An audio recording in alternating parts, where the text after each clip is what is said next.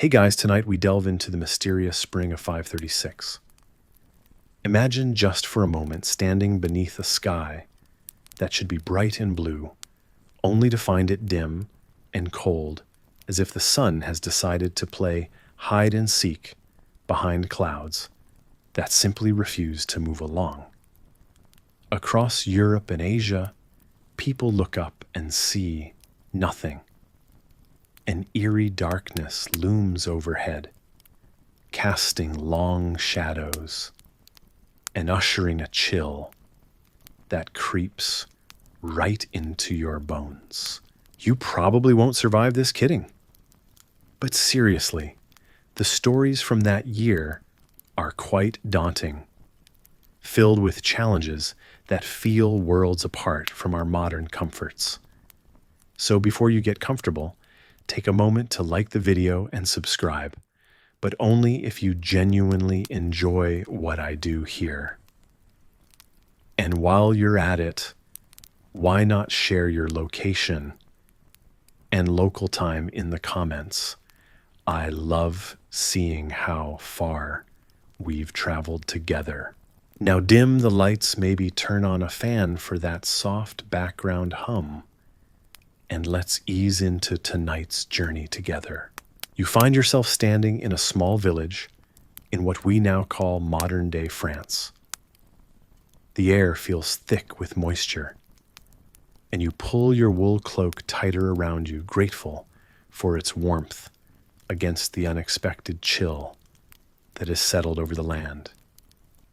Your feet tread across the muddy courtyard with a soft squelch, each step a reminder of the endless gray that hangs over everything. The villagers say the sun has been shy for months now, a smudge behind perpetual clouds, as though reluctant to watch this new world unfold beneath it. Historians still debate whether this pervasive gloom was the result of volcanic eruptions or perhaps something more celestial. Either way, there's no denying the weight.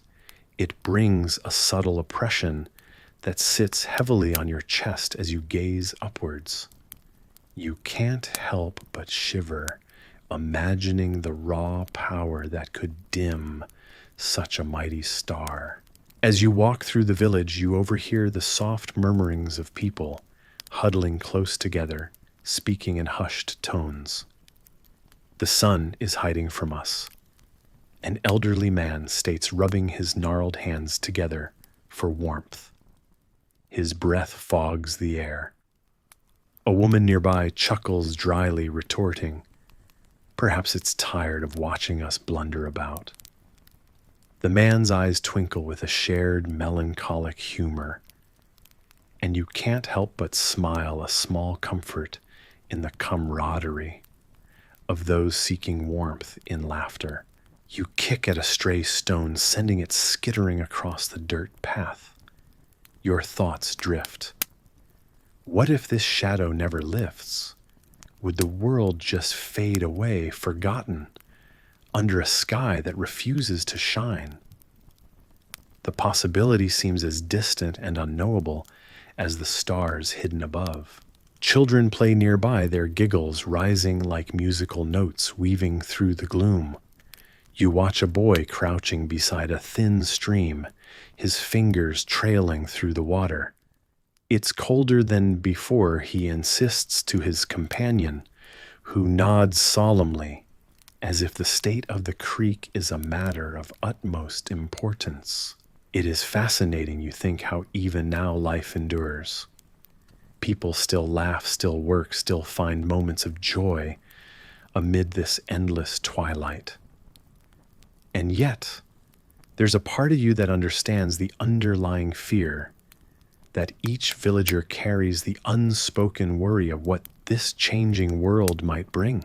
Your journey takes you to the village edge, where fields stretch out in a patchwork quilt of muted greens and browns. In this light, they almost seem to shimmer with an ethereal quality. You recall snippets of conversation stories told by firesides of a time when the earth itself rebelled, when darkness and cold birthed new challenges for humanity to face. The wind picks up brushing past with a cool, sighing breath.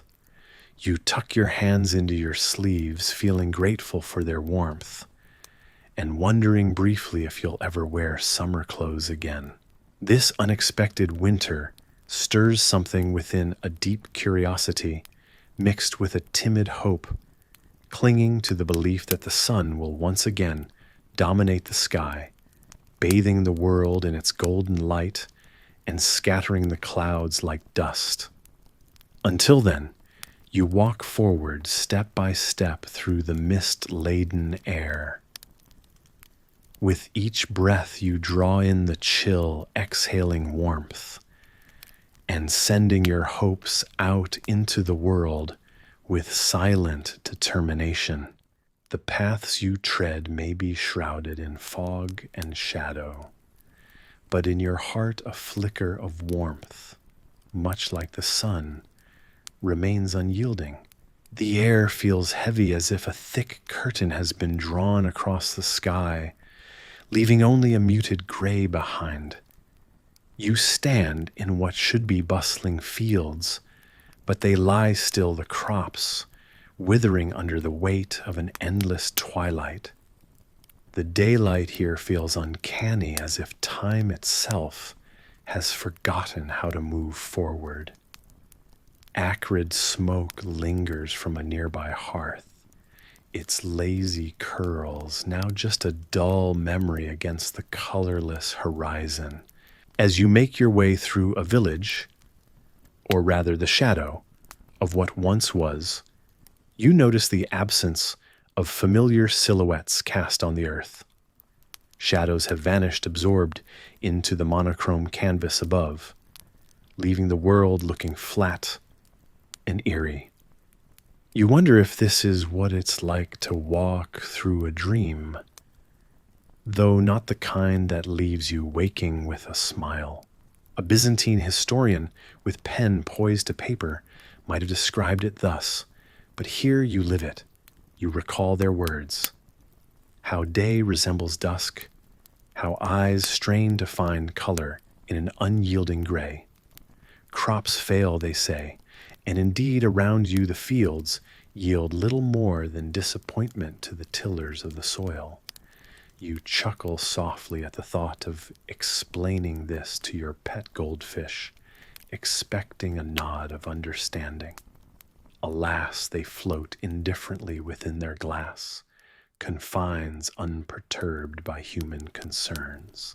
As you continue pacing the quiet village paths, a junior scribe appears, constantly corrects your wide-eyed wonder with historical fact. Historians still debate whether this change began with the eruption of a distant volcano or the whims of celestial bodies. The scribe notes, producing a scroll that crinkles promisingly in the dry air. They walk alongside you, adjusting a precarious linen cap against the omnipresent twilight. You appreciate their knowledge, but silently muse, if anyone could truly win a shouting match against the sky. You imagine the pressure of the unknown pressing on the villagers' shoulders like the slowly darkening clouds above. They gather in small groups, murmuring theories as they lean against ancient stone houses, with crimson roofs faded now to dull copper. You catch snippets of conversations, one villager proposing a grand offering to bring back the sun, another insisting, if somewhat jokingly, that they need only sacrifice a politician or two. Now and then, you inhale deeply, seeking the soothing aromas of earth and life, only to find them tainted by the metallic tang of feldspar dust. You rub the bridge of your nose, hoping to ward off a headache, but the unsettled stillness creeps in, filling gaps of silence with unspoken questions. Will this grayness truly become the new norm, etching into the annals of history, a tale both mundane and magnificent. You find solace in small details, a child picking up a discarded doll from sun-bleached steps, the soft rustle of a sparrow, daring flight against the dim canvas, or a droplet rolling sluggishly down a weathered farmer's cheek as he inspects his poor yield. Moments glisten like dew on a parched morning, reminding you that life persists, even amidst a world dimmed by uncertainty and shadow. Despite the grayness, perhaps, even because of it, your steps become more introspective. You find peace in the shared humanity of those around you, even if that humanity is manifest in collective grumbling about the impossible task of knitting socks that can withstand eternal dusk. Maybe we should just knit eternal socks. One grandmother jests, punctuating her statement with a wrinkle-eyed smile. Your mind flits to the historians again, wondering how they will ink these days into the vast tapestry of time. Will it be in grandiose phrases about celestial hap and humor? Or will they capture the quiet resilience of those who simply refuse to let the fading light dim their spirits? You can't help but think it's a bit of both, a mix of cosmic drama and human determination. A cocktail stronger than even the famed Byzantine wines. You settle beneath a gnarled olive tree, its branches reaching like sprawling fingers against the dimming sky, anchoring you with the promise of whispered stories. And so, as the light remains a lingering twilight, and the historian's pages await their inked conditions, you close your eyes, letting the sounds of the waking night blend with the rustle of timeless leaves, capturing the echoes of days past and those yet to come. Temperatures had dropped not by mere degrees, but by whole seasons. The chill in the air is not just a passing frost, but a deep freeze that seems to reach into bones and linger in souls. You find yourself wandering through a village square in China, snow blanketing fields where ripe harvests should have stood. The vibrant green of healthy crops is replaced with a solemn sea of white. People gather around small fires, trying to ward off the cold that has arrived far too soon. As you tread carefully through the snow, you hear whispers of famine threading through the conversation of villagers. Like a mischievous spirit, it's lurking at the edges, unseen but palpable. Did you hear? A voice says softly. The same happened in Europe. They say there's no end in sight. You incline your head, pretending to be invisible, while eavesdropping with intent curiosity. Historians still debate whether this was the result of volcanic eruptions or some sinister climate shift, but one wouldn't need a history lesson to feel the struggle here. You notice the trees, their leaves prematurely fallen in a confused farewell, the brittle branches shivering alongside you. There's a peculiar silence in their creaking one that makes you think they just might decide to start walking to warmer lands if they could. It almost feels like you should try and carefully tiptoe so you don't startle the cold more than it already has been by this unexpected seasonal shift. Ahead, children in thickly knitted garments patter cautiously across a gently cracking pond, their joyful screams echoing through the winter air, somehow cutting through the somberness like a playful sunbeam on a cloudy day. Despite the hardship, life persists.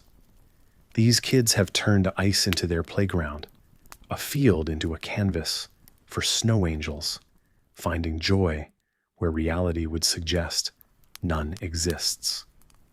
You almost chuckle at the resilience humanity seems to show when faced with nightmare weather that is, unless you remember you're one of those adults now, tasked with figuring out food for the long winter stretch instead of how to best glide over the ice. Food.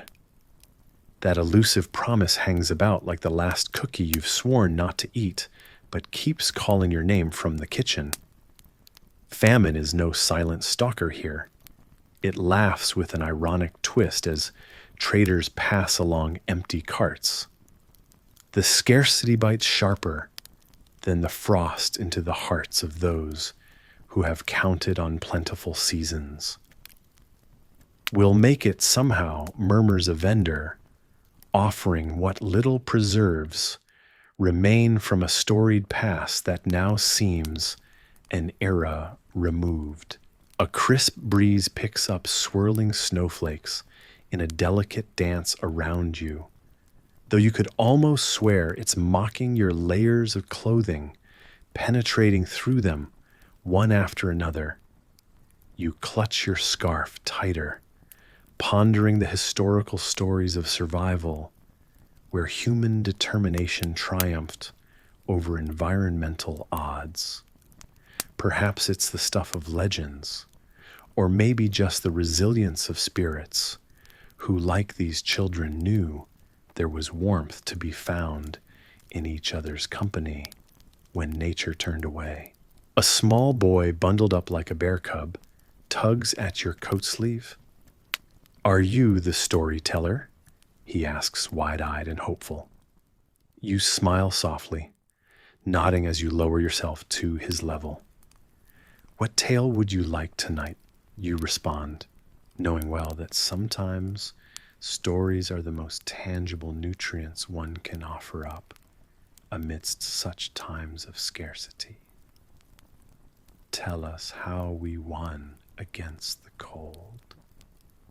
He whispers, his breath a small fog that mingles with the surrounding chill.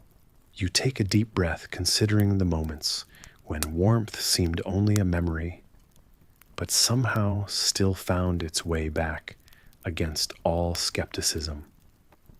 Well, you begin your voice, intended to be as soothing as a soon-to-be-lit fire. It started in a place much like this. Your feet crunch over the gritty terrain as you venture forward, a volcanic desolation beneath your boots. The ground is uneven, scattered with fragments of rock, as if the earth had crumbled and exploded of its own accord. Legends echo in this place, whispering of an eruption so powerful it draped the entire globe in shadow. Was it Iceland or perhaps North America? Theories indeed abound, yet amidst it all, the truth is wrapped in enigmatic cloaks of time. A distant rumble reverberates beneath your feet. It's a sound deep enough to feel like the bass in an ancient symphony performed by titans. You wonder if this is how it all began, with a low growl from Earth's depths, a warning of the chaos to come. Suddenly you are transported to a small settlement thousands of miles away, where the sky itself seems to descend, sprinkling ash like snow. Men, women, and children gaze upwards. Faces turn to the turbulent sky, expressions caught between wonder and fear. You watch as a mother shields her child, her fingers brushing through their hair, leaving a trail of soot behind. Historians still debate whether this was the eruption that sparked a mini ice age, the year without a summer. An eerie title, fitting for such bleak times. Nearby, a man nods in agreement as you overhear him say, "The gods must be angry tonight, or just trying their hand at charcoal sketches." You chuckle despite yourself, the whimsy of the thought, a tiny lantern in the dusk of confusion. Historians paint vivid scenes of this devastation. Famine swept through lands that year. Crops failed, livestock starved, an entire world flipped upside down by the power of a single cataclysm. And yet, here you are, an observer, perhaps pondering the small things. Did they know what really happened?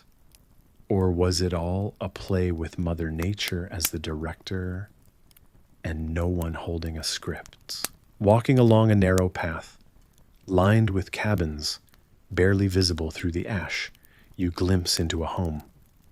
There's a flicker of firelight reflecting off surfaces covered in a gray film. The taste of soot is in the air, dry and choking, similar perhaps to burnt toast, only with none of the comforting warmth. A voice interrupts your thoughts, drifting through the window with the conversation inside. "Did you hear about the sky smoke?" one man comments. His friend rolls a pair of dice and shakes his head. "I just hope it ain't more than just clouds trying their hand at land." Even in the face of ruin, it seems humanity thrives on dry humor. You find yourself smiling despite the grim scene. You pass a market where vendors, stubborn and resilient, continue to ply their trade. Produce, now tinged with ash, is hefted from crates, as if nothing could thwart the cycle of life despite its hardships. It's a testament to the spirit of survival embedded so deep within our bones. As the evening darkens around you, thoughts circle back to those stories. The theories of where the eruption stemmed from Iceland, with its fiery dances of land and ice. Or was it somewhere nestled in the heart of North America? The debate lingers like an unsolved mystery. Scholars still piecing together shifts in the climate, with tales that have trickled down through generations. It leaves you wondering if the truth of history, as elusive as it may be, is just a stubborn puzzle, missing that final piece. It's a question that tickles your mind, a theme echoed through whispers on a night like this. The sky stretches above as the constant companion in this soot-draped tale. A reminder, perhaps, of the universe's ability to remind us of our own smallness. Despite the chaos below, the stars maintain their vigil, silent witnesses to the world's stories unfolding always. With a relaxed exhale, you let the day's tension slip away, shoulders sinking slightly. There's something curiously soothing about knowing that volcanic explosions, aside tomorrow, often finds a way to arrive anew. The night's cool embrace encourages you to rest now, to embrace the quiet of the starlit skies. And as the final flecks of ash settle around you, the world in its muted gray seems to whisper, reminding us that even amidst the greatest disasters, life continues, carrying its own seeds of hope forward into dawn. A drying wind whispers through the fields as you step barefoot onto the brittle, yellowing stalks beneath your feet. The sky is a washed-out blue, stretching endlessly above you, as if the heavens themselves have grown weary. You wander through what remains of the once golden wheat fields, now wilted and leaning as if in prayer to some distant, unhearing deity. The air carries a scent of dust and despair, punctuating the world around you with a certain unavoidable truth. You probably won't survive this, you muse, letting out a huff of sardonic laughter. It's not exactly the comforting thought you would hope to start your stroll with, but it's honest. It is said that when the wheat withers, spirits do too, retreating into the quiet, anxious corners of the human heart. Even the rye has withered, surrendering to the relentless clasp of blight. Still you move forward. After all, this isn't an end, it's a change.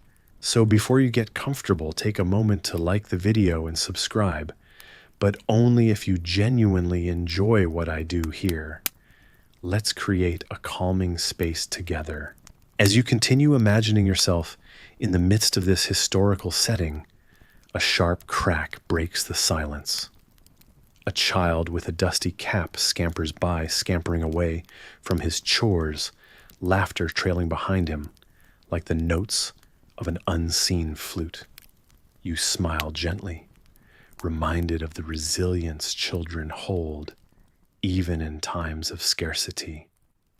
Even now, when mold creeps faster than the setting sun onto the last of the stored grains, there is life and warmth to be found. In some small villages, they've taken to grinding bark into flour, and you can't help but admire the ingenuity. To call it a bitter blessing is to add a cloak of irony to necessity. You wonder if the taste lingers long in the mouth, as thick as the skepticism in the elders' voices, who tell tales of times when the fields yielded plenty, and hunger was but a strange folk tale, told to scare children into eating their porridge. Historians still debate whether these desperate measures count as innovation or mere survival instinct. Regardless, you trace your fingers along the rough edge of a tree, its bark a testament to both suffering and sustenance. You contemplate for a moment what it would be like to treasure a morsel of bark, as one would a warm loaf fresh from a baker's oven. Just beyond the edge of the trees, where the fields meet the forest, you spot a gathering of villagers. Their voices meld into a low hum, a shared rhythm that pulses with the life of a community bracing through adversity. As you join them, blending into the collective anxiety and determination, you overhear a farmer face, shadowed by the brim of his hat, speculating on some curative properties of the elderberry wine they've been brewing. Might ward off the miasma. He chuckles, though the gleam in his eye suggests he's only half kidding. Another farmer, arms crossed like a gate on the warpath, retorts about how wine can't cure hunger. You catch the irony in this too, nodding in agreement with both a smile and a sigh. It's a scene as old as the art of farming itself, debating solutions while the world turns silently on its axis above. You wonder if they ever truly believed these concoctions could work. This is a time when beliefs are stretched thin, desperate, and hopeful, just like the threads holding their society together. Those invisible tendrils of faith in a good harvest or a healing potion bind aspirations as tightly as the woven straw thatched above their heads. Light footsteps beckon you onward, guiding you past a patchwork of cottages, each with smoke curling lazily from its chimney, stands resolute against the backdrop of earthly hues that bid autumn farewell. The scent of burning peat mingles with the crisp air. Here where thresholds are marked by old, steadfast stones, you pause. You stand for a moment swaying gently, with the wind feeling the earth solid beneath you, even as the world around feels like it may crumble. There's an undeniable comfort in the way the land persists, no matter the season, and you allow the sensation to fill the spaces of your mind that usually hold concern. From somewhere nearby, the echo of a hammer, rhythmic and persistent, rings out from the blacksmith's forge. It's a symphony of sorts, swing, strike, pause, each metallic note blending into the lullaby that the village whispers to itself, promising another day. You think about the craft, about the very act of shaping metal-bending elements to human will, and it surprises you how resilient people can be. Finally, letting the warmth of the moment seep into your bones like sunlight through leaves, you continue your walk through this tapestry of collective endurance and humor. You've yet to see what tomorrow brings, but something about the present, about being present with these whispers of history and culture, soothes like a thick woolen blanket on a frigid night. Now dim the lights, maybe turn on a fan for that soft background hum. And let's ease into tonight's journey together. The ash from the colossal eruption has spread its silent presence across distant lands. It drifts like a ghostly veil over Greenland, extends its subtle blanket across Japan, and even gently settles upon the vast plains of Africa. There's astonishing power in its quietude. You might think with so much ash in the air it would declare its arrival with fanfare, but no. This ash holds a different disposition. It doesn't conquer. It simply settles into each breath with surprising grace. You picture it now rising like a muted shadow on the horizon. Beneath the stark gray skies of Greenland, you feel the weight of it pressing in, hugging every surface. You learn that this ash knows no borders or boundaries, quietly slipping into the furthest corners of the earth. As you trudge across the icy expanse of Scandinavia, you feel the gentle coverage of foreign material underfoot, and you ponder the transformations taking place in the world with every step you take. In Japan, you see farmers in rice fields, their straw hats dusted with an unusual ashen glow. You pause the tranquility of the moment, wrapping around you like a soft scarf against the cool breeze.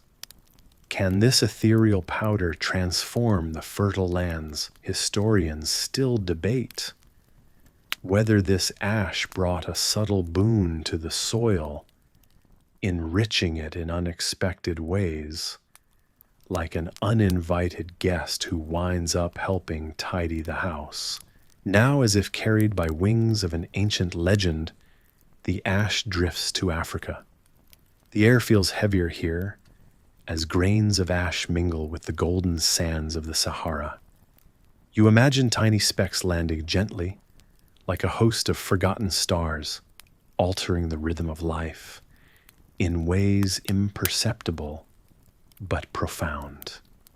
You wonder briefly if some ancient spirit from the volcano has quietly immigrated, whispering stories to the land, encouraging hidden seeds to stir. You find yourself enchanted by the gentle spice these small particles bring, the way a chef might add a pinch of salt to a large stew. The world simmers beneath this newfound seasoning, each flavor richer, deeper yet curious to the taste. People's conversations flutter, like wings around you, glimpses of their lives, reshaping under this quiet influence. A coastal villager shares a whimsical theory that the ash has infused her linen with enhanced colors. You amusingly doubt this, but then again, art and science have drunk from stranger cups. In this delicate dance of change, your mind wanders back to tales of Vikings navigating the thick mists of Greenland sunstones, in hand an imagined film of ash, like a second sky above. Such devices guided explorers through perplexing mysteries, and you can't help but muse over how we navigate change today, sometimes with little more clarity. In silence, you bear witness to these moments, internalizing the subtle connections, bonding you to these lands and their tales. You've felt the weight on your shoulders, the lightness in your step, the yearning each breath carries for stories left untold. The world around you continues its hum beneath a new ashen sky, continuously being written by grains that shape without demand or decree. You find comfort here, standing steady in this vast convergence. If only every small change in life approached with such gentle inevitability. Here you are, a traveler beneath softening shadows, seeing not just ash in the air, but the silhouettes of untold stories. This eruption carries like a forgotten lullaby. Each breath invites dreamscapes to unfurl, as you wonder if the world might awaken slightly different tomorrow, just like you. The air around you feels unusually heavy, almost as if each breath must be pushed away with effort, yet at the same time it's dry as an ancient parchment left too long in the sun. You pause, listening for any sign of life, a distant bird's call or perhaps the comforting patter of rain. But there's nothing, just an overwhelming silence that seems to stretch endlessly, like a painting with no horizon. It's the kind of thick silence that fills the emptiness, almost as if the world has forgotten sound altogether. The only break in the pressing quiet comes from a few stray coughs that echo softly, replacing what should have been lively chatter. In this peculiar stillness, as you find yourself slowly moving through a landscape shrouded in an uncertain haze, you wonder why the air feels so charged yet deserted. Something is surely amiss here, you think, as you let your gaze follow the trail of dust catching the muted light. Suddenly a voice reaches you, familiar, yet muted, as if it's coming through layers of the enigma around you. You see that a fellow traveler asks, gesturing ahead.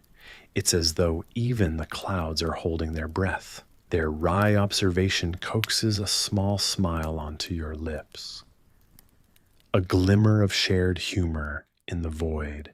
As you proceed, you're reminded of tales from history when the world seemed to stop on its hinges. You can't help but draw parallels to the infamous year without a summer in 1816, when volcanic ash blotted out the sun, and crops failed, leaving villages hushed and hungry under eerie cloud-covered skies. Historians tentatively link those unnatural quiets to the monstrous eruption of Mount Tambora, though debates continue over the full extent of its impact on global climate anomalies.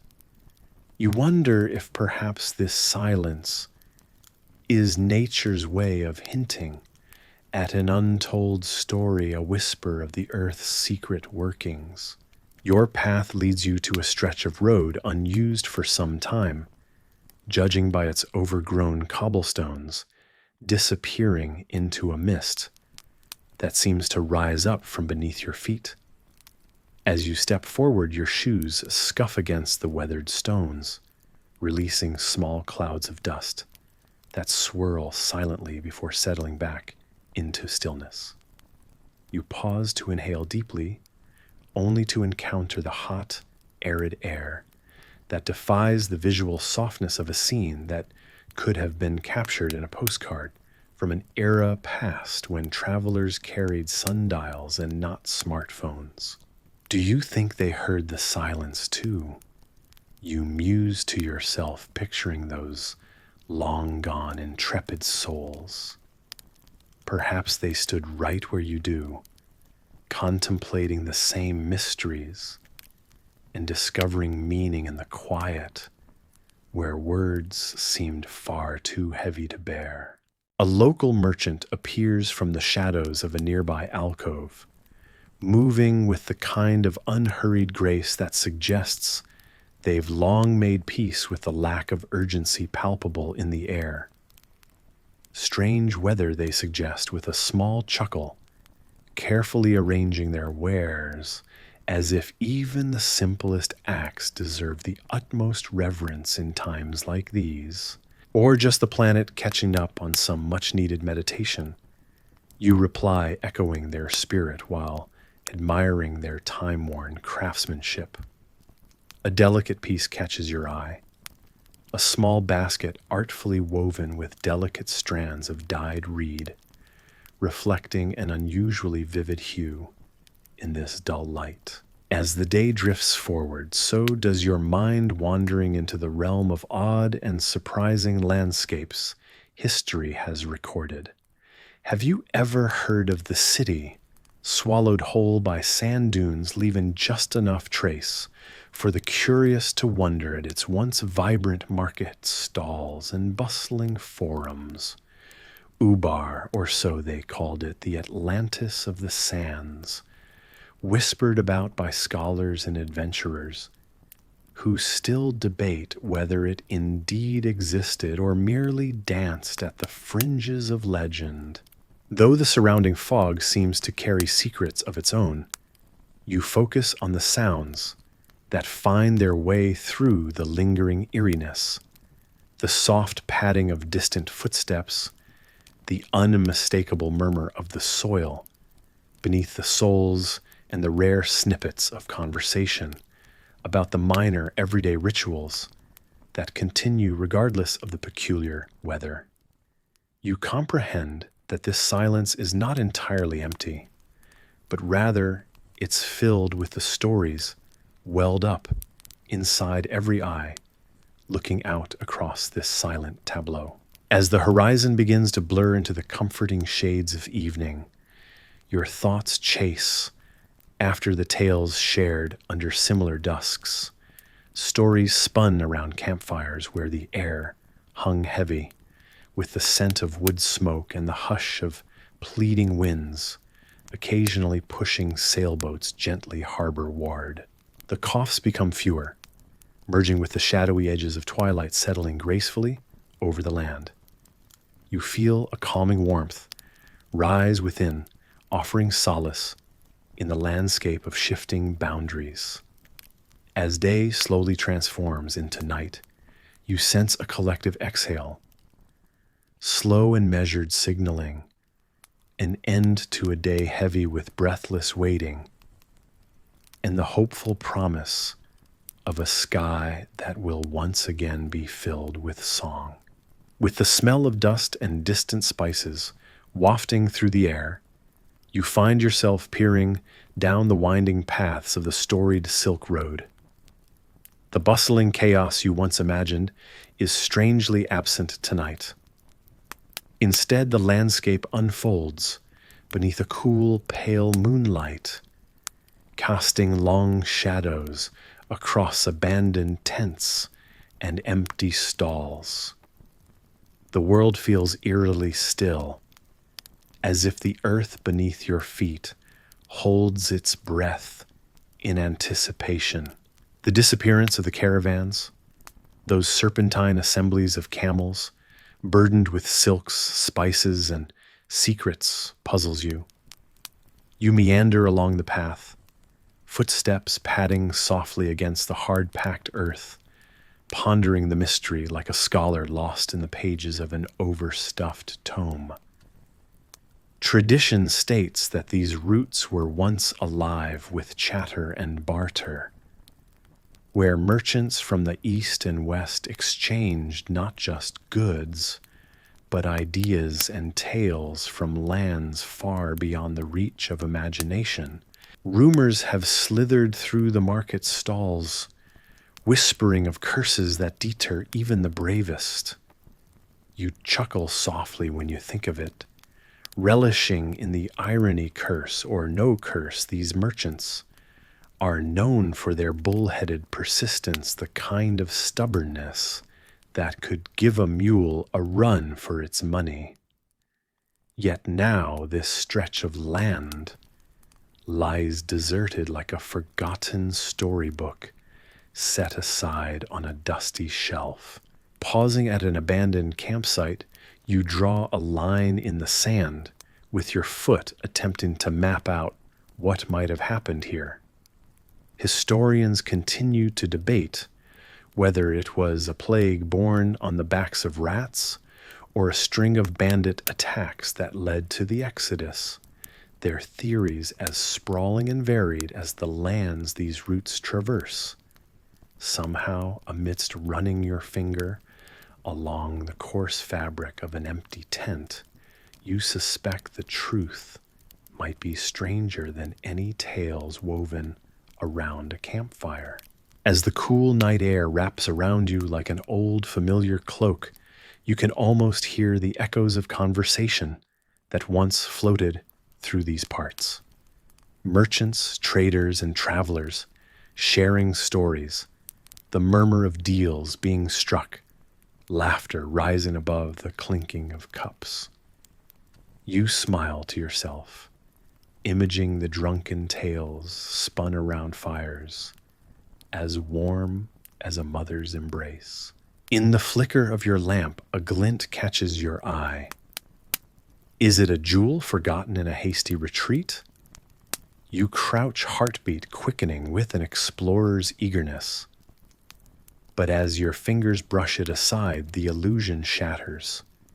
Merely a shard of glass catching the moonlight, a fleeting trick like the whispers of ghosts echoing down these empty trails. As you rise to your feet, stretching your back, you think about the countless merchants who have passed this way, leaving behind tales wrapped in history's cloak.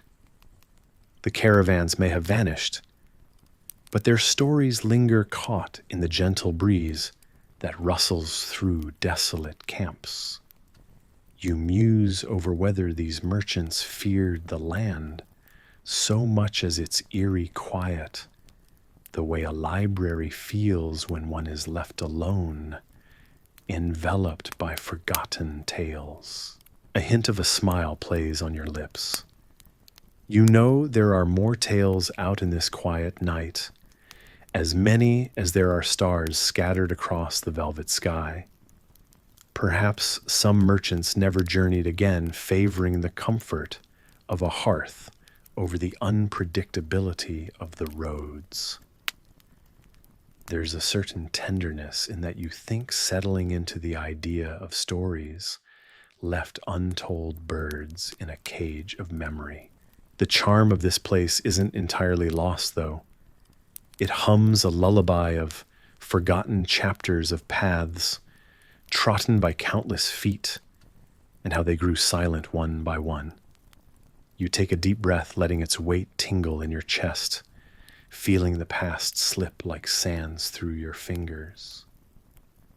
Adventure or curse, you'd wager the wise merchants prefer to leave a few tales unwritten and a few paths unexplored, an unspoken agreement between them and the mysteries of the land. With the rising dawn casting golden fingers across the horizon, the path ahead shimmers invitingly, marked only by the distant silhouette of mountains kissing the sky. It's a quiet reminder that while the caravans of old might have vanished, the road continues to stretch onwards, calling to those brave enough, or perhaps foolish enough, to answer. In this nocturnal daydream, as you exhale into the calm morning air, you feel a sense of resolve, knowing some mysteries are best left untouched, if only so the stories can someday unfold in their own time. You find yourself standing on the threshold of a small wooden monastery. The air smells of peat smoke and damp earth mingling in a nostalgic blend that takes you back, or is it forward to a time where history was written by candlelight. The year is 536, and you step into a bustling scriptorium. Monks sit hunched over wooden desks, the sound of quills scratching on vellum filling the room like whispers. One monk looks up and nods to you, his thin lips curling into a slight smile as if to say, "Welcome to our humble world." This year is a hard one, you learn. The climate has turned against the land a strange cold that bites into your skin even through the woolen robes they kindly draped over you. As you take a seat beside one earnest monk, Brother Finn, he leans in and murmurs, "Records say the sun has dimmed." Some call it a dust veil, but no one knows for certain. Brother Finn's words linger in your mind. Could something high above really cast such a shadow on this green isle? You think of clouds of volcanic ash, although no one's around to corroborate such theories. Historians still debate whether it was a volcanic eruption or a comet that shrouded the sun. But here you are in a moment frozen in time, feeling the chill that no one can explain. Despite the dire situation, there's warmth in the camaraderie. The monks gather by the fire after their long hours of writing, sharing stories with a surprising lightness. We may not have bread, but at least we have each other jokes. Brother Connor patting his belly with an exaggerated sigh. You chuckle along, even as your stomach echoes empty promises of a meal to come. It's a reminder that humor is often the best refuge in hard times. Later you wander outside where the land lies barren, save for hardy patches of grass that defy the odds. The metallic sky presses low over the horizon. As you walk the path from the monastery to the village, you encounter a local farmer, her eyes worn but resilient. She tells you of the failed crops, her voice a mere whisper against the unyielding wind. "We keep planting," she insists with quiet defiance. "What else can we do?" Her question hangs in the air as you stride onward, a poignant reminder of humanity's perseverance. You pass by fields where young children chase each other, their laughter, a stark contrast to the adults' murmured worries. One child stops to look at you, eyes bright with an innocence that suggests they know nothing of hardship, at least not yet. Inside the village inn, you find warmth, a hearth blazing like the sun that seems to have vanished from the skies.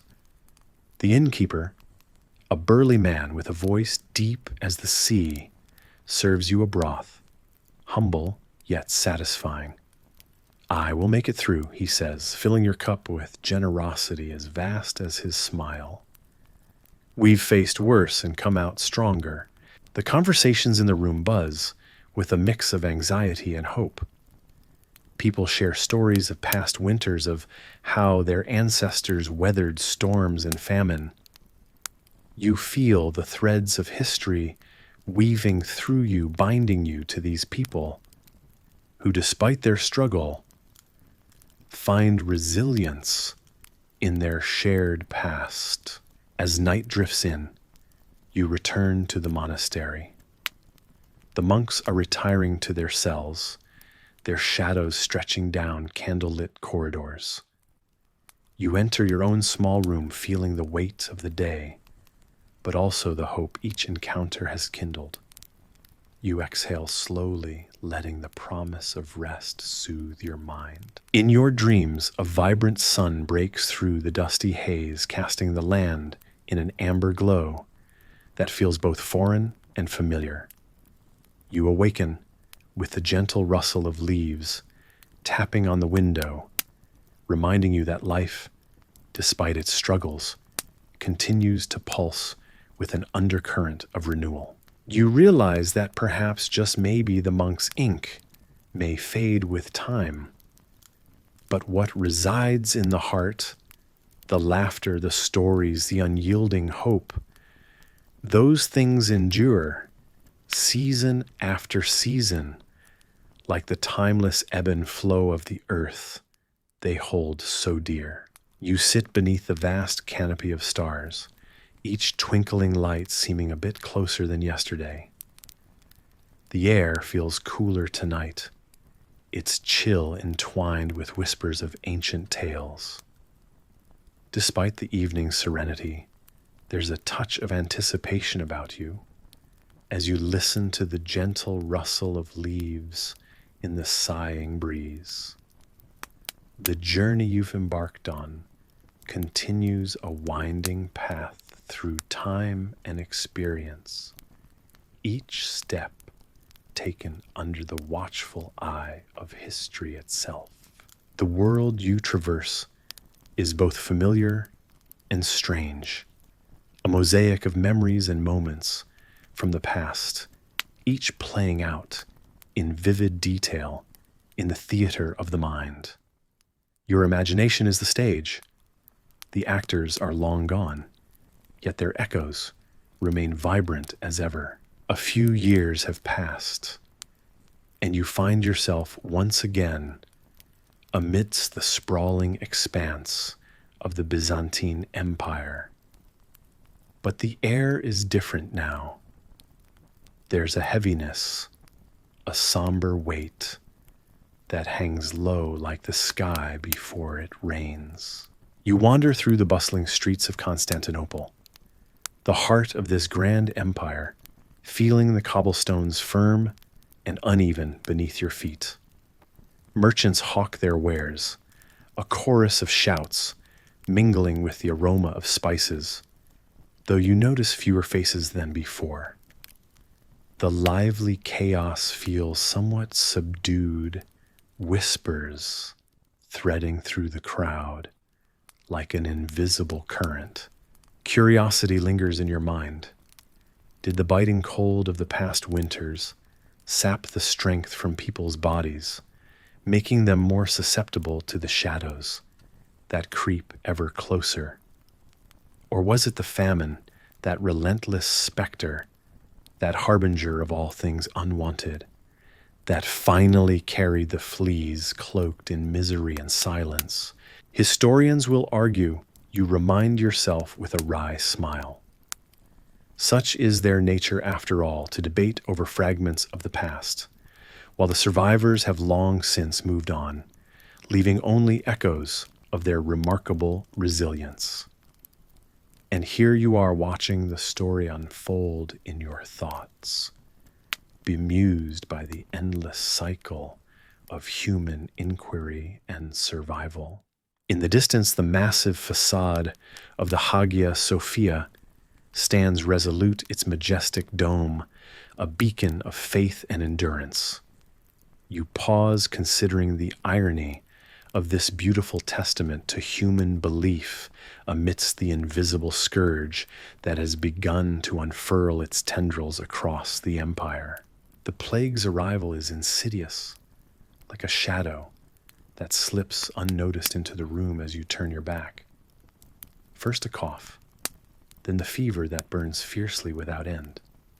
Faces once familiar grow unfamiliar, marked by the malaise that spreads with the brisk, unerring efficiency of a winter storm. Still you linger in this slice of history, finding an odd comfort in the quiet resolve that filters through the city. The spirit of the people remains.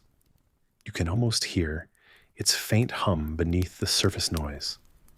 The citizens speak in hushed tones of Justinian, that indefatigable emperor who rules from his golden throne, commanding the empire's destiny, even as invisible forces threaten. Will he save us? A voice murmurs nearby. You turn slightly, seeing a mother clutching her child, hope etched on her weary face. Her question hangs in the air, an echo of the faith that binds the people together amidst uncertainty.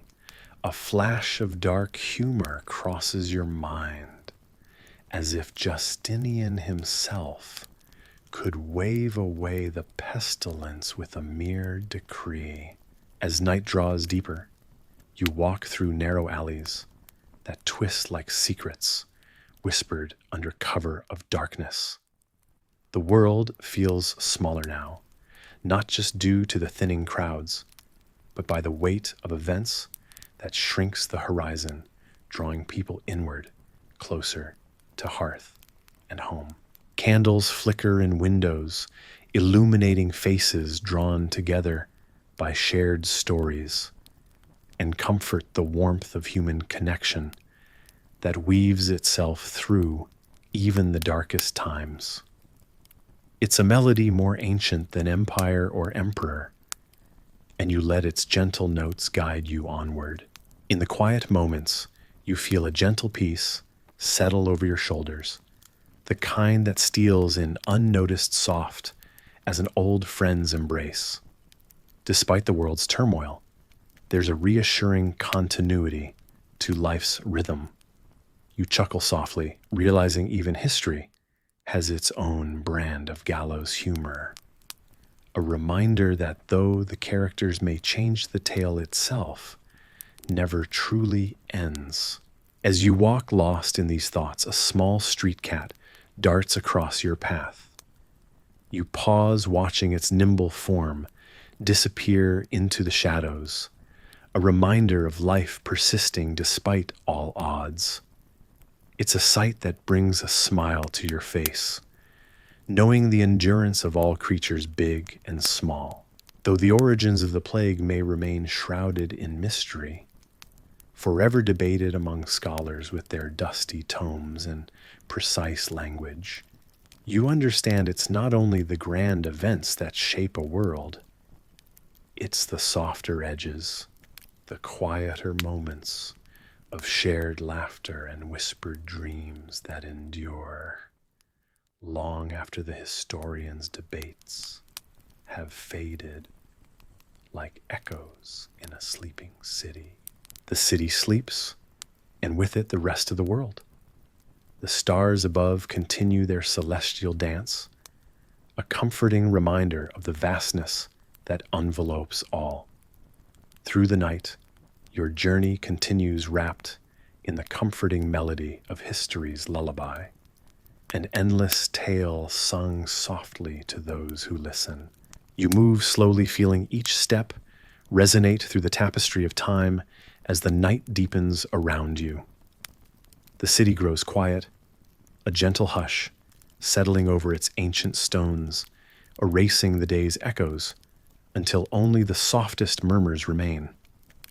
One can almost hear the past, whispering its stories to those who are willing to pause and listen.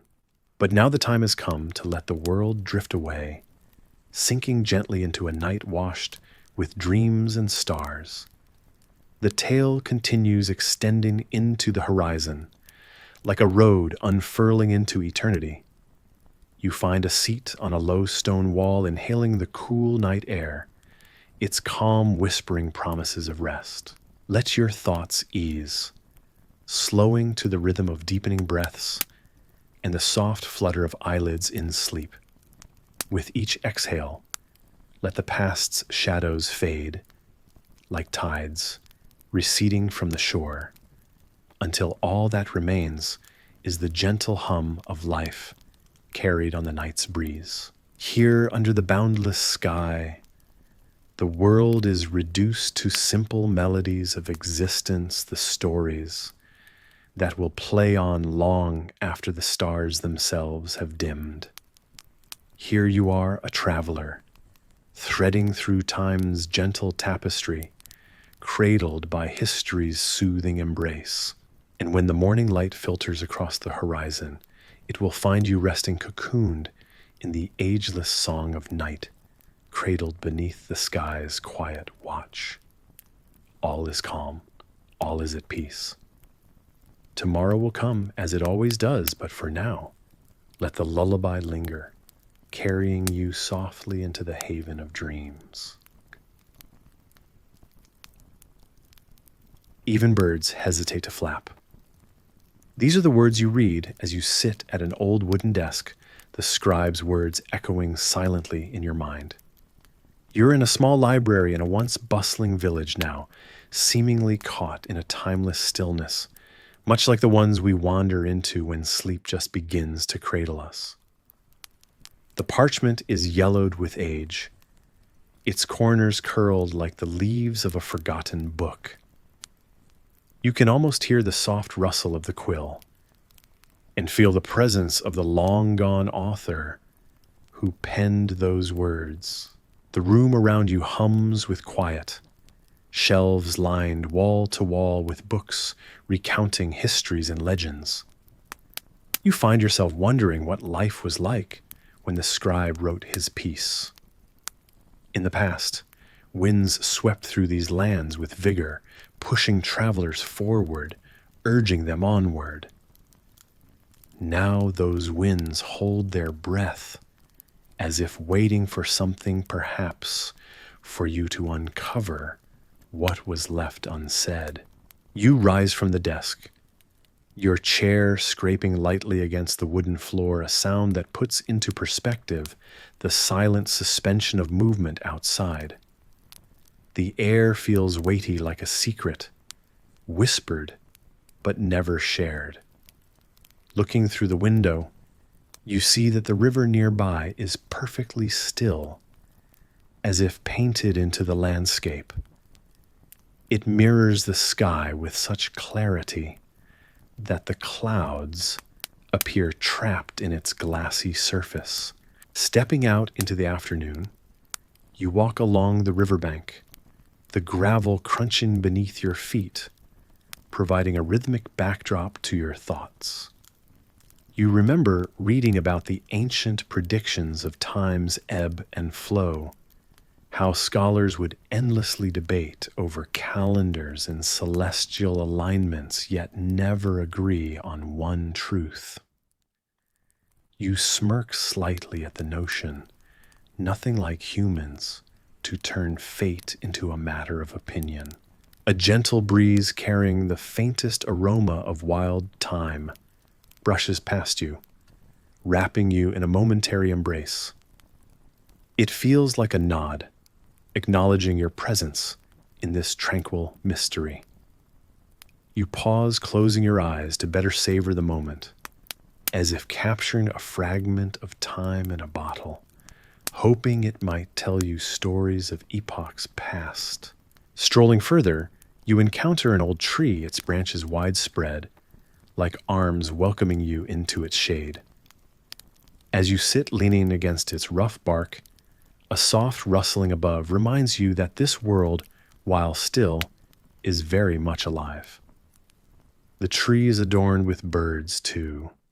They perch quietly, as though deciding whether they dare disturb the serenity with their flight. You chuckle to yourself, imagining one bird, muttering to another, "I'll flap if you flap," but neither makes a move. This slice of time feels like a lull in history, where the stories of battles fought and kingdoms risen seem distant, yet ever present in the air around you.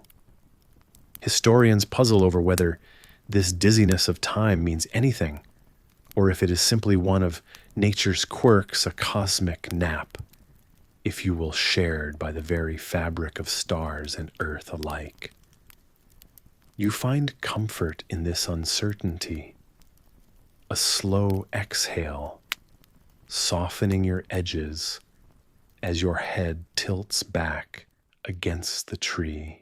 In this suspended peace, you think of those who walked before you, their steps perhaps echoing in yours.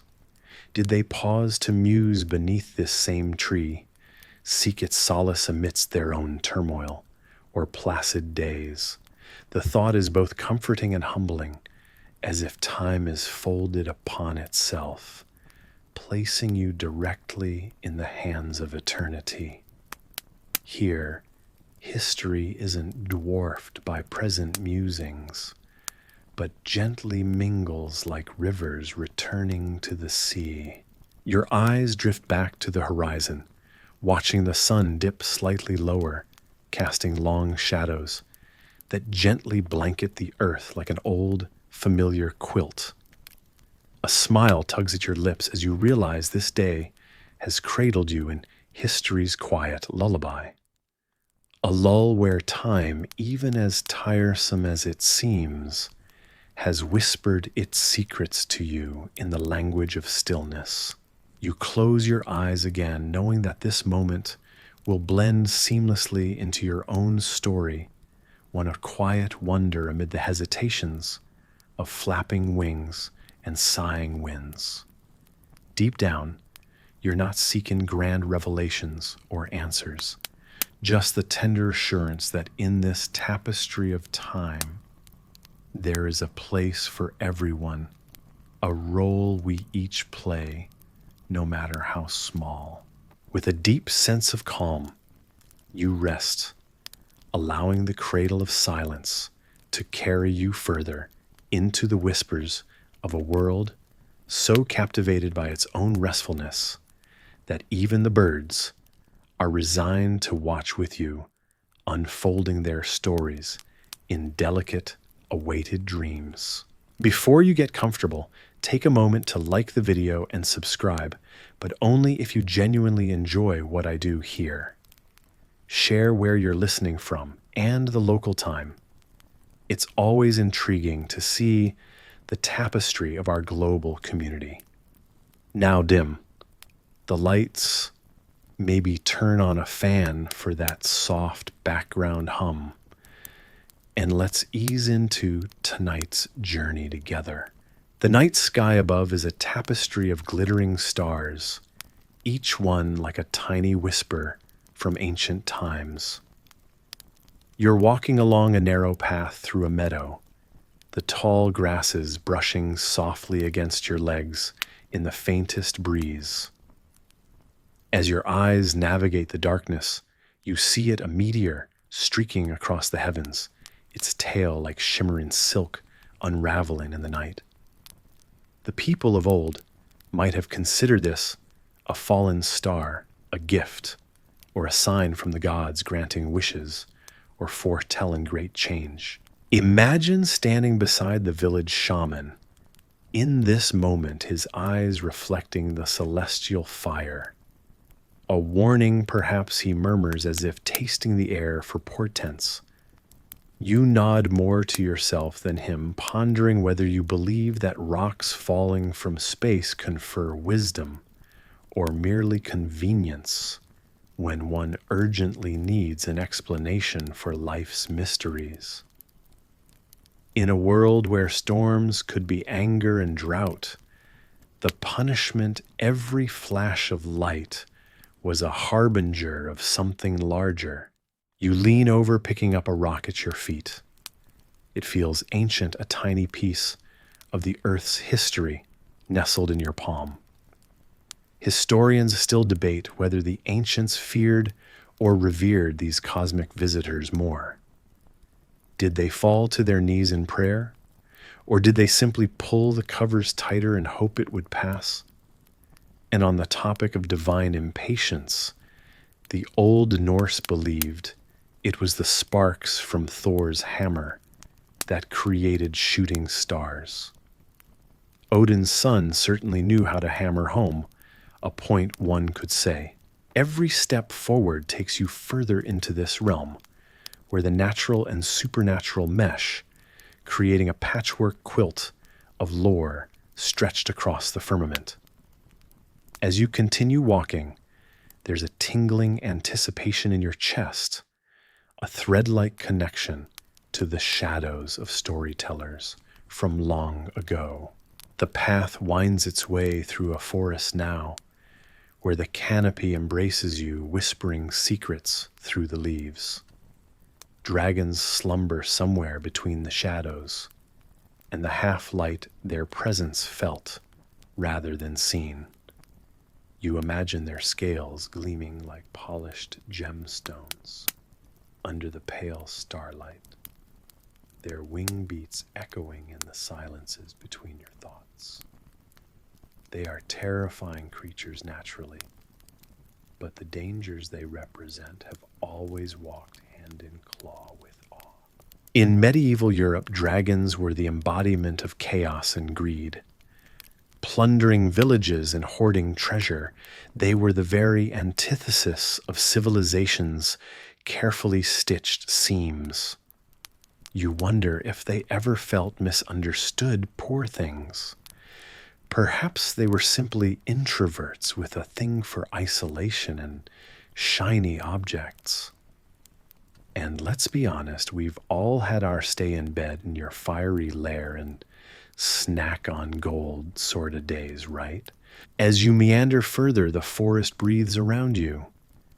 You pause beneath an ancient oak, its bark rough and gnarled like the face of a kindly old sage. An owl hoots softly in the branches above, a call to the nocturnal creatures who lurk in the underbrush. You let the stillness envelop you, feeling a timeless connection to those who stood in the same spot long ago, weaving tales from nature's loose threads. Wrathful gods were a motif used to explain the harsh realities of life, their rage a catalyst for floods and famine. It's easy to imagine how fearful villagers tried to appease these unseen powers with offerings left in sacred groves. The Greek god Zeus, for instance, was known for his quick temper and even quicker lightning bolts, a fact that might make you appreciate modern weather forecasts just a little bit more.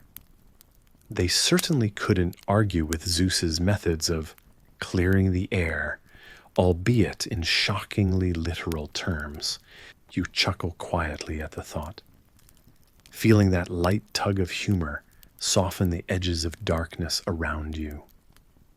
How far we've come in explaining the world with science, and yet how many children today still whisper wishes to falling stars, hoping their dreams might hitch a ride on a celestial traveler bound for eternity. With thoughts weaving like drifting smoke, you continue down the path, each step a gentle cadence in the quiet night. The air is cool, wrapping you in its embrace, firmer than a story and softer than a lullaby in this realm where myths once roamed free, and the night hummed gently with dreams yet to be dreamt. The village seems quiet, almost too quiet. You find yourself wandering through empty streets, the cobblestones uneven under your feet. Shadows stretch long and lazy, weaving a curious tapestry on the ground as the setting sun dips beneath the hills. The air is crisp, carrying the scent of earth, and something more ancient, as if whispering the secrets of forgotten times. Today, however, feels different. It's as if the world is holding its breath, waiting for something that never comes. Few ceremonies occur now. The festivals that once filled the air with music and laughter have become rare as a smile from the old, stony-faced keeper who nods solemnly as you pass. You nod back, sensing an unspoken understanding of the times. There's hardly anything to celebrate. The harvests have been meager, offering little reason to gather and feast. You wonder if anyone even remembers what a feast feels like. Tables groaning under the weight of abundance, the air warm with the aromas of roasted meats and spiced breads. Without crops, the fields lie barren like forgotten canvases, waiting for an artist who no longer paints. You stroll past them, kicking a stray stone and watching it clatter along the dusty path. On the horizon, a hawk circles majestic, yet oddly out of place against the barren backdrop. No crops meant no feasts, a simple truth that bites harder than you'd like to admit. In the village center where flowers would normally add color, and life, only the gray garlands of dried herbs sway in the cool breeze. They've been woven with care, their once vibrant hues now faded, a poignant reminder of better times. You pause to touch a garland, surprised by its rough texture against your fingertips. It feels like a memory slipping through your grasp, one that's both comforting and melancholic. This village, nestled beneath rolling hills and ageless trees, seems to have given itself over to a quiet kind of resignation. Historians still debate whether such periods of quietude were acts of survival or mere interludes before inevitable change. You muse on this, thought fingers tracing the edges of the stone wall beside you. It's rough against your skin, just like the uncertainty that lingers in the air. While the village rests in its silence, you find solace in small interactions. There's old Goethe tending to her meager herb garden, her eyes sharp yet kind lift to meet yours as you approach. "No lavender this year," she says with a gentle smile, "but the sage keeps hearty company." You chuckle lightly, prompted by the resilience this place seems to instill in everyone. "Perhaps the sage knows something we don't," you reply softly, earning a rare chuckle from Goethe herself. It's these moments that stitch your day together like patches of sky glimpsed through a canopy of doubt. You learn to appreciate the quiet rhythm of days that slip into nights, each one a thread in the tapestry despite its muted colors. Even stories of old, shared by the fire, seem to carry an extra weight, reminding you of tales passed down from one generation to the next, evolving with each retelling yet anchored to a past that's just out of reach. You wonder if those before endured similar times, their hands crafting stories from scarcity as deftly as Goethe weaves her garlands. As you exhale, your breath mingling with the cool night air, you understand the need to hold fast to such threads. They provide a whisper of comfort, a connection through time, linking you to a legacy that continues to endure. You pause outside a humble cottage, its chimney puffing thin wisps of smoke. The door creaks open as if in welcome, and a familiar face peers out, features soft in the fading light. "Come in, rest a while," the voice suggests kindly. And as you step inside, there's a warmth that envelops you, a glow that offsets the chill lingering just outside. The hearth crackles its dance of flames, sending flickering shadows to play along the walls. Settling into a cozy chair, you lean back, feeling the gentle embrace of the past. The night deepens rich with the promise of stories whispered amongst those who dare to listen. You allow the present to melt into an imagined history where every tale feels both new and familiar. In this place, you discover a different kind of feast, one that feeds the spirit, nurtures hope, and whispers of resilience in each rustle of the sage or crackle of the firewood. It's enough for now in this quiet village wrapped in shadows and light, where the garlands may be gray, but the stories never fade. As you stand on the weathered cobblestones of a street in ancient Constantinople, the sky above you remains a peculiar shade of gray. It's midday, but the sun seems to have taken an extended holiday, leaving the city cloaked in an eerie twilight. The Emperor Justinian, with his trademark flair for the dramatic, has ordered yet another procession. You might find yourself wondering if he's secretly longing for a career in event planning, or if he just missed his calling as the Broadway producer of his time. Priests shuffle by in their somber robes, their arms heavy with candle holders. Each candle flickers valiantly against the dimness, casting dancing shadows on the ancient walls adorned with intricate mosaics. If these walls could talk, you think they'd probably ask for earplugs because, let's face it, this is the third procession this week, and the Gregorian chants are starting to remix themselves in your head. Like clockwork, the priests move in unison, their voices weaving into a tapestry of hopeful harmonies beseeching the heavens. You catch snippets of their songs, a soft murmur of Latin, followed by the sweet melancholy notes laced with the incense swirling around them. You wonder if they ever truly believed this would work, if their faith in these rituals was as unshakable as it seemed. Or perhaps, like you, a small part of them was just here for the spectacle, the shared community of clasped hands and lifted voices.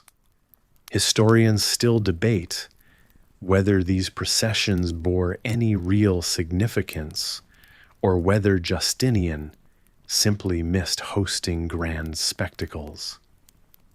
After all, what's a city without a good show to break up the tedium of everyday life? The crowds that have gathered are quieter than usual, with children clinging to their mothers' skirts, staring wide-eyed at the glowing candles and the solemn expressions of the clergy. You can almost hear their small minds churning, half scared, half enchanted by the spectacle. You find yourself imagining that the sun is simply playing a game of hide and seek, waiting for the crescendo of hymns to make its grand re-entrance. Maybe it's just running on Byzantine Standard Time, you muse silently to yourself. The incense thickens in the air and you inhale deeply, letting the scent settle over you, a mix of herbs and a hint of something sweet, like warm cinnamon or honey. It's the kind of smell that, given the chance, could easily lull you into a sense of peace, even if only for a moment. Walking beside the procession, you notice the older gentlemen and women gathered in clusters, each with their own theories and whispers about why this enduring darkness has persisted. Some speculate about angry gods, while others mention volcanic eruptions blocking the sun. Theories, you observe, are as plentiful as the clouds overhead. Somewhere behind you, a honeyed voice belonging to an old vendor cuts through the solemnity humor, slipping like honey from his lips. Bet the sun overslept, who hasn't on a chilly day, right? You chuckle softly, the sound lost amid the distant chants. His levity brings a small comfort, an acknowledgement that even in this strange semi-darkness, life persists in its little routines and whispers of joy. As the procession reaches its destination, the icon of the Madonna is lifted high, her expression serene, and known as if she possesses a secret understanding of why the sun has chosen to slumber. As the incantations heighten in their fervency, you can almost imagine the Madonna shaking her head, slightly bemused by the urgency of mortals, before they fade into restful silence. A lullaby whispered to a world wrapped in gray. Though the candles flicker valiantly and prayerful voices rise in hope, the sky remains obstinately shaded. You exhale slowly, shouldering the soft weight of reality, acknowledging that some days, even the most ardent hopes go unanswered. With the procession dispersing and the city returning to its monochrome hum of everyday life, you take a moment to stand still, soaking in the ambiance, the soft rustle of robes, the lingering scent of incense, and the quiet resolve of a city content to wait a little longer for the return of light. Even as the day folds into evening, you find comfort in the routine, the knowledge that this gentle chaos is simply another part of a history that overflows with such stories of hope and resilience. Because in the end, like all things even, this persistent gloom shall eventually pass. And with that thought nestled warmly in your mind, you retreat to your own quiet corner of the world, the echo of voices carrying promises of tomorrow, as they lull you into a deep, unwavering rest. You find yourself walking along one of these cobblestone paths, the stones cold beneath your feet, despite the warmth from the nearby cottages. The villagers here have an unusual custom, the burying of fire. This curious ritual stems from a belief that by seeding flames into the ground, they could coax warmth into the soil and summon an eternal spring. It might seem a bit quirky now, conjuring images of fire-festooned fields, yet their hope was earnest. Some might call it madness, you overhear an old weathered voice say. Nearby, a pair of villagers huddle around an ember-filled pit, their faces painted with the orange brush of firelight. But I say it's worth a shot. One of them chuckles, tossing in another piece of wood. With a sigh, you imagine the village elders gathered here generations ago, the sparkling fire, their tool and their muse. You idly wonder if they ever truly believed this would work as you press your hands together and feel the chill of the night squeeze in between. The heat of the buried fire lies dormant like a secret kept too well. Historians still debate whether they simply misjudged the properties of fire, or if this was an elaborate metaphor for resilience. Perhaps it was both a whimsical blend of faith and folly. As you pause near the center of the village, the rough-hewn stone fountain gurgles softly, its waters whispering tales of forgotten efforts. The night air embraces you with a cool touch, refreshing yet not unkind. Did you know? A voice breaks the silence, a friendly lilt in a young man's tone, that the great cathedrals were once warmed by braziers too. You nod, imagining grand halls with colossal arches, filled with swells of echoing warmth. Ah, but ours is a more humble endeavor, he adds with a grin. One day we'll figure out how to warm the ground properly. Or at the very least, we'll perfect the art of making things toasty for our toes. He gives a small theatrical shiver and laughs. His good humor is infectious, painting his optimism amidst the chill. You continue your exploration, leaving behind the chatty villager as you pass by a row of ancient gnarled trees. Their branches murmur secrets of their own, offering the comforting notion that some things remain changeless. Somewhere beneath their roots, fire slumbers dormant and dreaming. There's a simplicity here untarnished by the passage of time.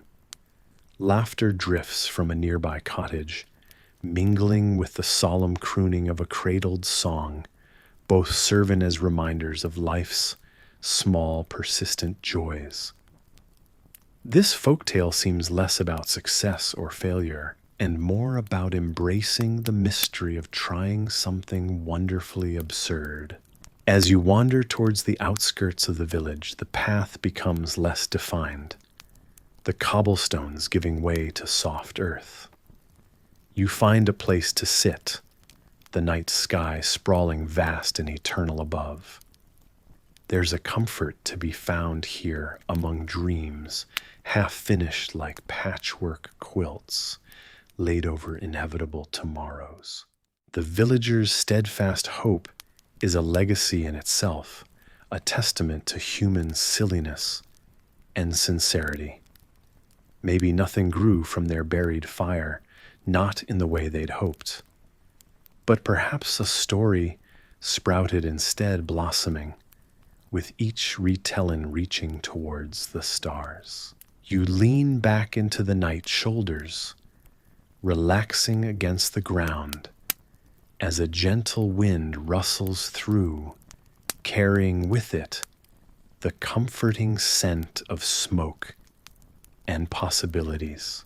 The forest's silence envelops you, a quiet so profound, it feels like the trees themselves have taken a vow of silence. You amble through the woodland path, your feet guiding you almost instinctively, as if you've walked this route 1,000 times before.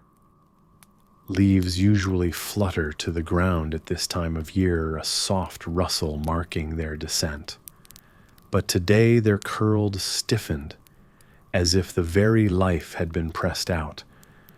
You reach out to touch one, wondering if it might crumble to dust at the slightest pressure. It is firm in your hand, though, yet lifeless, and you release it back to its crooked repose among its brethren. Bark, usually slick with the vibrant texture of life, stands cracked and weathered without the aid of wind. You wonder if the trees are trying to shed an old skin, or if it's merely the harsh grip of time that holds them so firmly.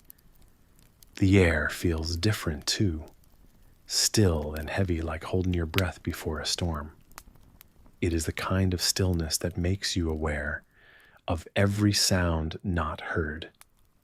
You walk on, curious and contemplative, trying to listen for the hum of the forest, the usual chatter of birds and insects that are nowhere to be found. Historians still debate whether the forest's mute state was a sign or simply a seasonal anomaly.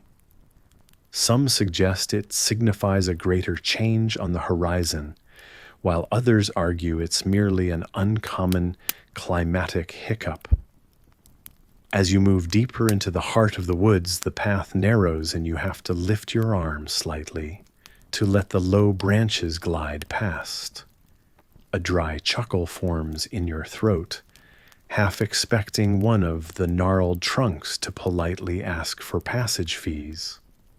But no such woodland spirit appears, and you continue unimpeded. The sun setting low on the horizon casts elongated shadows that stretch like dark fingers across the earth. It's sort of ironic. You think that this forest, typically full of life and stories whispered from root to leaf tip, has gone silent just when you have the time to listen. Perhaps you're the last solitary character in this muted play, moving without dialogue across a soundless stage. During times like this, you recall how the ancient Greeks believed that trees had souls, and that a dryad or nymph inhabited each one. Maybe they've all taken a vacation, you muse, planning to return only when the forest finds its voice again. Your mind drifts to thoughts of other historical peculiarities, the eruption of Mount Vesuvius for one, the event that historians still debate, over whose effects silence cities almost overnight. The core of your being instinctively tenses as a chill rolls down your spine, not from fear, but from an odd sense of anticipation, the kind that makes you expect something important just around the bend. Each footfall echoes through the silence, You half expect to find an oracle at the forest's center, waiting to dispense cryptic wisdom about why the world feels so hushed. Instead of visions or prophecies, you're greeted with something no less compelling: the sight of an ancient oak, a giant among its peers. Its branches spread wide, like a wise elder offering shelter against the unvoiced caps of the world. The surface of its bark suggests it has been witness to centuries of seasons. There's a crack running down its side, a scar of sorts, perhaps marking years of quiet endurance. Your hand moves over its surface and you feel a hum within your palm, more sense than heard the echo of the forest's forgotten melody. The notion crosses your mind that even in the absence of sound, life continues a subtle, persistent rhythm. It's like the way archaeologists say they can hear old cities against modern landscapes, not because those cities still exist, but because their memory never surrendered to time. You exhale slowly, and the motion of air reminds you that life carries on even in silence. Taking a step back, you gaze up at the rugose branches and wonder how many people stood here before seeking solace or answers amongst these mute giants. Leaves begin to stir as if awakened by your thoughts. Feeling a little more certain in this place of uncertainty, you prepare to move on. No oracle or Greek spirits necessary, but a new thought tickles the corner of your mind. Perhaps it's the silent spaces between notes that make music possible, the gaps in conversation that birth understanding, and the pauses in nature that foster growth. So with a renewed sense of quiet expectation, you tread gently forward, surrounded by the hushed whispers of a forest waiting to find its song again.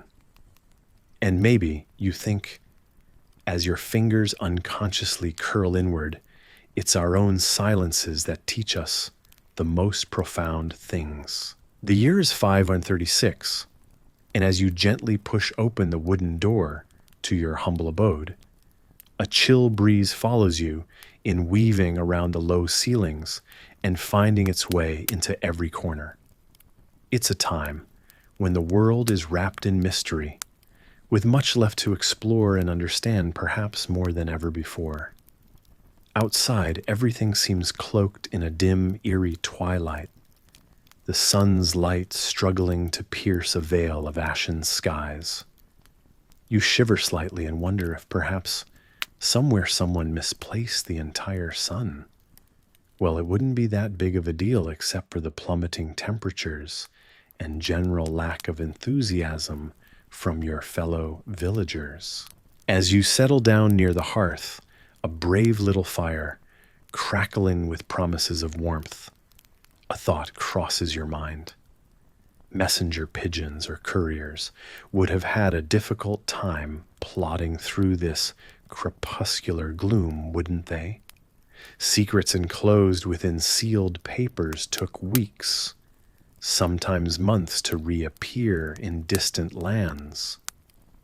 And those you think with a wry smile certainly didn't involve debates about whether cats were superior to dogs. Just last year, in 535, an enterprising young scribe sent out messages hoping his words would reach well beyond the local shire. But now, in 537, those words finally arrived to towns sunk into silence, profound and eerie. You can almost see it in your mind's eye. A rolled-up scroll, diligently carried through seasons and storms, only to be delivered to the remnants of settlements, missing roofs, let alone scribes or readers. The only audience left are the wind and the occasional wandering goat. The fire flickers, casting shadows that dance whimsically on weary walls. You wiggle your toes to chase away the chill as your thoughts drift back to how messages were crafted so poetically, overflowing with the urgency of the writer's need to connect to matter even in a world that now seemed so disconnected. Historians still debate whether the immediate aftermath of these dark years was fully grasped by those living through it. After all, perspective is a luxury of the distant future. You hear footsteps outside creaking along the frost-covered boards of the porch. It's your neighbor coming to emphasize how those mysterious dark clouds that have lingered far longer than their welcome are unsettling even the most unflappable doves. I heard, she says with a half grin, that old man Wilfred is seeing the sun trapped beneath the hills. Her voice carries the tone of jest, but there's an edge, a question of, but what if? In the subsequent pause, as the crackling fire hesitates before resuming its rhythm, your neighbor's voice grows softer. The messages still arrive, though. Imagine that words being read by nobody in places that used to have name and fame. You nod, thoughtful, envisioning scrolls carried by chill winds into empty plazas, fluttering through deserted streets as if searching for souls no longer present. It's the quirkiest postal service you never signed up for finding itself in the archives of forgotten essentials. You smile despite yourself, tucking a blanket tighter across your legs. I suppose, you reply with an almost teasing confidence, it might feel like our messages came with a free second round trip. Your neighbor chuckles softly at the notion, a small burst of warmth amid the dimness of dusk. In this dim light, it seems almost inconceivable that life and letters had once moved at the respective rapid pace of daylight galloping across open fields. Those words took their time now, often finding destinations altered or vaporized by calamity. Your thoughts drift to how people probably justified delays with the same airy excuses, summoning a mystical postal delay clause invoked by the fog itself. Gazing out a small window, the landscape appears softened, blurred like watercolor. Paints bled into one another. And you can't help but ponder whether these half-lit lands will one day hold stories of revival, perhaps overseen by those same mysterious goats who've guarded these forsaken scrolls from ages past. Maybe it won't be your immediate story to tell, but in its numbing way, even the forgotten wilderness bears hope, just like those parchment scrolls that once bore messages for unseen readers. Somewhere far beyond your vision, ruins lay resting under the same starless blanket. You allow yourself to imagine wandering there to towns where time holds things tight. There'd be no scribes to ask to unravel old tongues of inked secrets, no readers to watch over hesitant smiles and raised eyebrows, confirmations of received memories in penned form. Instead, there's simply you, the night, the path ahead, and the tales carried by the winter's breath. Mistakes of past judgment linger only as echoes, interchanging with the quiet, newfound territory ahead, thick with untold potential. Those ancient words veiled in quixotic adventure may no longer find eager recipients, but somewhere beneath the layers nestled deep lie stories, waiting to rise like dawn itself held captive too long. And so, with thoughts turning quieter still, The weight of the journey dances into repose, merging seamlessly with the night. You allow your shoulders to relax, breathing in the frail warmth of embers' song, while outside a playful breeze begins nudging the trees to life. You close your eyes, lulled by the rhythm, encouraging dreams to unspool like those unclaimed missives, free to wander once more. The moonlight tonight is softer than usual, as if Luna herself is taking a gentle deep breath above you. Her light spills over the vast fields stretching across the horizon, not as bright as before, more a whisper than a shout. You stand in the open, crisp air of the countryside, surrounded by the rustle of leaves and the distant murmur of crickets. Their chorus is comforting, a reminder that the night is a friend, not a stranger. You can almost hear the voice of the old farmer as he drags a rake through the soil beside you. Seems like the moon's taken a day off too. He chuckles, his eyes twinkling with the kind of humor that only comes with age. Must we always toil, even when the moon rests? A peculiar thought indeed, but one that makes you wonder if the celestial body's indifference could be a call for rest or simply nature's way of revealing its balance. Historians suggest that the farmers of old were deeply attuned to these celestial guides, believing that the phases of the moon dictated their entire farming schedule. Yet it's funny to think that in reality, they probably just needed an excuse to skip work now and then. Have you noticed? You imagine asking how farmers seem to have a holiday schedule based on the sky, because really, how often do you get a cosmic justification for a day off? The fields lie expansive under the muted glow, dotted with shapes of stacked hay and scattered tools abandoned in the grass. You step carefully, feeling the earth cool and firm beneath your feet. You imagine the footprints of those who walked here before you, perhaps stopping mid-task, lifting their heads to gaze at the sky and asking the same absurd question, if the moon can pause. Why not us? The cold air brings with it a smell of damp earth and wood smoke from faraway farmhouses, clinging to you like a gentle embrace. Plowing and planting perhaps seem like such monumental acts when the moon's usual brilliance recedes.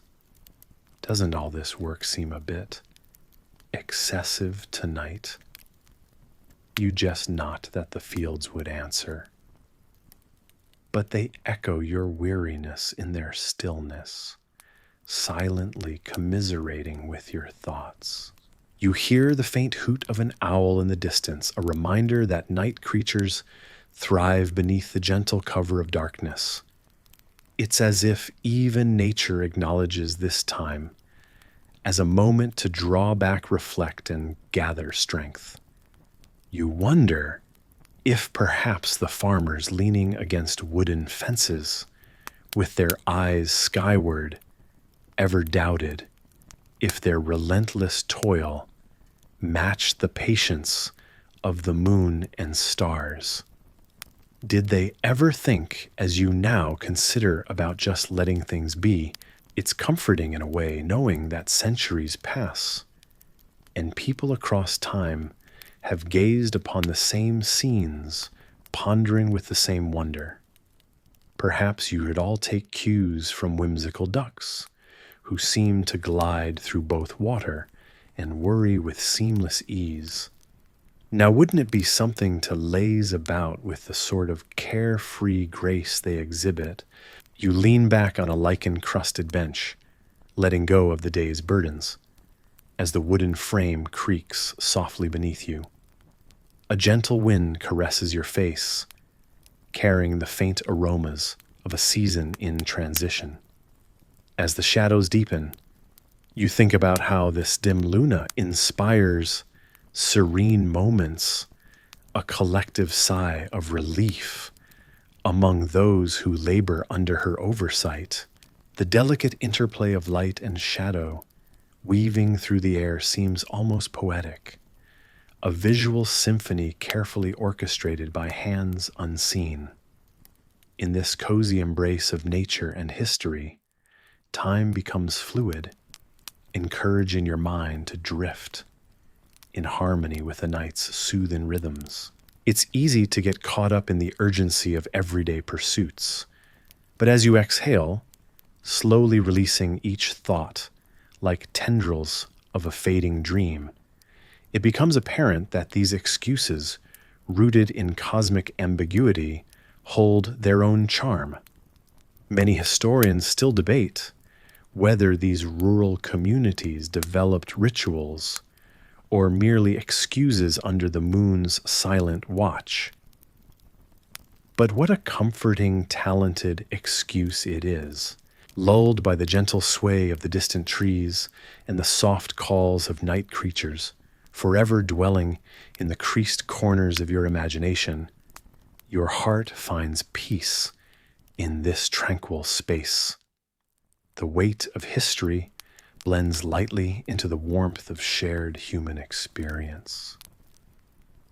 An eternal lullaby carried by the gentle hand of time. And so you draw a luxurious breath under the watchful eye of a moon, at rest tempered by time, attuned to ancient rhythms, in blissful companionship with all who wander beneath its gentle light. In this calm and curious night, you drift toward dreams, knowing as all farmers potentially do, that perhaps there's no greater wisdom than that of embracing a pause when even the celestial bodies choose retreat. The dusty air wraps around you like an ancient embrace as you step through the crumbled doorway of the unearthed home, your footsteps kicking up small clouds of history along the worn path. Time seems to drape itself over the stones, whispering stories of lives forgotten and mysteries yet to be solved. In the dim light filtering through small openings, you notice a curious object amid the soil, a potsherd. Intrigued, you kneel, brushing away the centuries-old dirt with your fingers unveiling the work of a child's hand.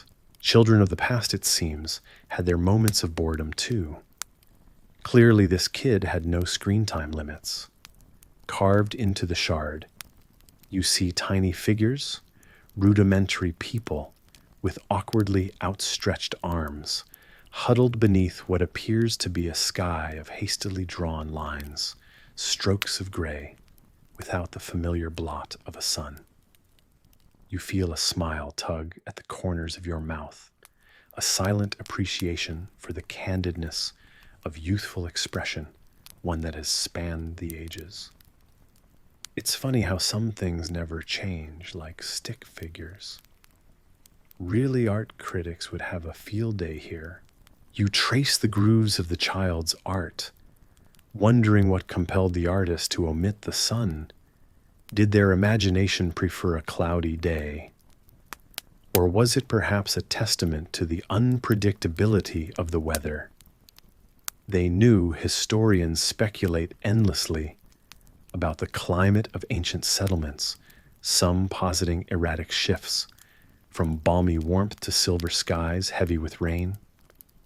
The marks on the pottery may offer insights, or perhaps just reflect a particularly uninspired afternoon.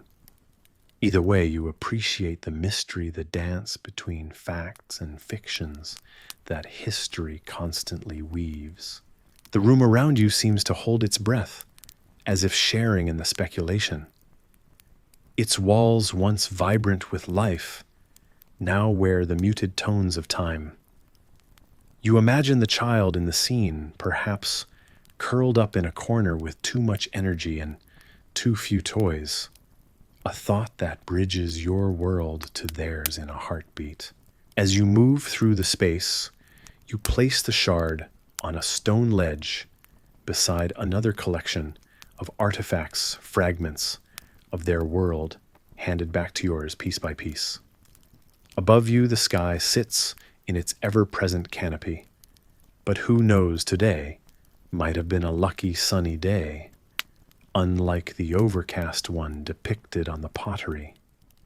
This place remains alive despite its stillness, inviting questions, memories whispered, echoes of laughter and life. A gentle breeze tumbles in through a narrow window, and you close your eyes, allowing the cool air to caress your skin. In that moment, you hear them faint shadows of voices, children chatting in a tongue, long silenced, filling the space. Around you with a warmth you imagine was here all along. You chuckle softly at the thought of a child, centuries ago, caught up in the same mischief that drives kids today. Shouted names, a scramble of feet on uneven stone, and then quiet. Maybe not so much changes after all. You find yourself wandering through a tiny village nestled in the valleys of what is today Scandinavia. The air is cool, almost biting, and you pull your woolen cloak tighter, thankful for its warmth. Underfoot, the path is a well-trodden mix of dirt and stone, winding between modest wooden homes topped with thatched roofs. A light mist dances around you, and even though the sun is well beyond its midday peak, an eerie twilight lingers. You glance at the sky where the sun used to hang big and bold, now diminished, a ghostly orb behind a shroud of fine ashen dust. Will it ever be the same again? A voice softly questions nearby.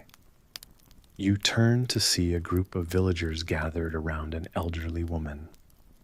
Her eyes, though clouded with age, still hold a spark of belief.